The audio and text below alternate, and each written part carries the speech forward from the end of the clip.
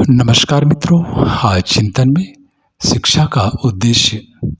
वर्तमान में युवा वर्ग की स्थिति को देखते हैं तो उनमें ऊर्जा का अथाह समुद्र लहराता दिखाई दे रहा है, परंतु उस ऊर्जा को सही दिशा नहीं मिल रही है। इस ओर आज ध्यान देने की आवश्यकता है।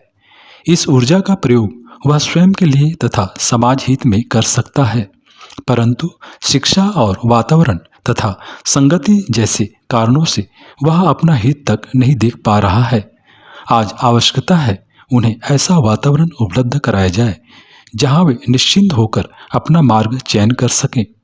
प्रथम तो शिक्षा प्रणाली में बदलाव की आवश्यकता है, क्योंकि आज शिक्षा का उद्देश्य व्यक्ति को क्लर्क, अफसर, डॉक्टर, इंजीनियर या व्यापारी बनाना रह गया है। इसी के लिए अभिभावक तथा शिक्षा उन्हें तैयार कर पाती है। उन्हें यह नहीं सिखाया जा रहा कि जीवन क्षेत्र कितना व्यापक है, उसके लिए किस प्रकार चुनाव करें, किस दिशा में भी आगे बढ़ें। परीक्षा पास करना, अच्छे अंक प्राप्त करना तथा डिग्री ले लेना ही पर्याप्त समझा जा रहा है। शिक्षा प्राप्त करने का एक लक्ष्य है कि अधिक से अधिक सुख समृद्धि मिल सके, कमाऊ बन सकें, ऐशो आराम की जिंदगी जी सकें। उनकी दृष्टि में केवल यही जीवन का लक्ष्य है।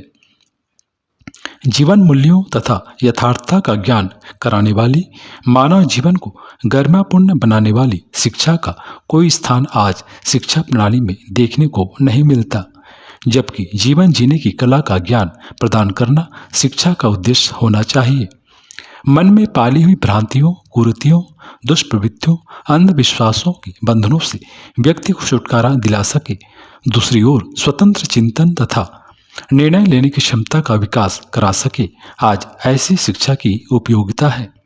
आज आत्मिक सुख से अधिक भौतिक सुख को मान्यता दी जाती है।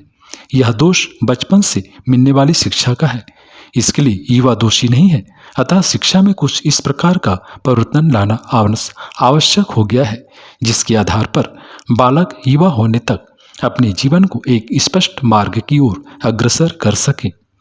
वह स्वयं सोचे कि दूसरों से ऊपर आश्रित होकर जीवन जीना नहीं है। मैं अपने को स्वयं इस योग्य बनाऊंगा। अपने लिए सही और गलत की सोच विकसित करने वाली शिक्षा मिलनी चाहिए। मनुष्य जीवन की गरिमा को बनाए रखकर जीवन किस प्रकार सुंदर और सुखद बनाया जा सकता है, कुछ ऐसे सूत्र शिक्षा प्रणाली में आरंभ से ही सम्मिलित होने चाहिए।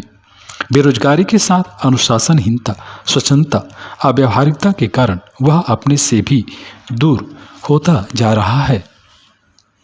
स्वयं को बनाने के लिए भी उसके पास समय नहीं है, अतः इसके लिए उसे रचनात्मक ढंग से शिक्षा मिलनी चाहिए। सारा समाज जिस राह पर चल रहा है, बिना विचार किए वह भी वैसा ही करता जा रहा है। वास्तविक स्थिति को समझ पाने की क्षमता युवा वर्ग में समाप्त हो रही है। उन्नत अवस्था में जाने के स्थान पर वह अवनति की ओर जा रहा है, जबकि विज्ञान ने इतनी उन्नति कर ली है कि वह बहुत कुछ बन सकता है और कर सकता है। आज शिक्षा और हितैषी अभिभावक, मित्र या शिक्षक वह समझा जाएगा जो इन भविष्य के कर्णधारों को जीवन की वास्तविकता से परिचय करा सके। अभिभावकों का कर्तव्य है कि अपने प्रभाव तथा ज्ञान का प्रयोग करके उस युवा वर्ग को ऐसा बनाएं कि वे स्वतंत्र चिंतन करके स्वयं के लिए सही निर्णय ले सकें, क्योंकि बौद्धिक पराधीनता भी एक प्रकार की गुलामी ही है। नए युग में 21वीं सदी में यदि कुछ नया सृजन इन ऊर्जावानों के लिए नहीं किया गया तो इनकी ऊर्जा गलत रास्ते पर चलती चली जाएगी।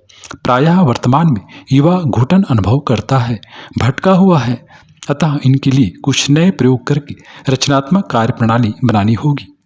मित्रों, विश्व का सौंदर्य स्थिर रखना है तो नए रक्त को नई सही दिशा में मोड़ने की आवश्यकता है। नया विश्व भी जीवंत युवाओं द्वारा निर्मित होगा। युवा वर्ग के लिए जीवन की कला सिखाने वाली शिक्षा की आवश्यकता है। इसके साथ ही सुंदर स्वच्छ वातावरण निर्मित करने की आवश्यकता है, अन्यथा इसके अभाव में प्रगति की समस्त संभावनाएं अवरुद्ध ही पड़ी रहेंगी। ऐसी शिक्षा हो कि पीढ़ियां चरित्रवान, शालीन और अनुशासित बने, सभ्यता के संवाहक बने,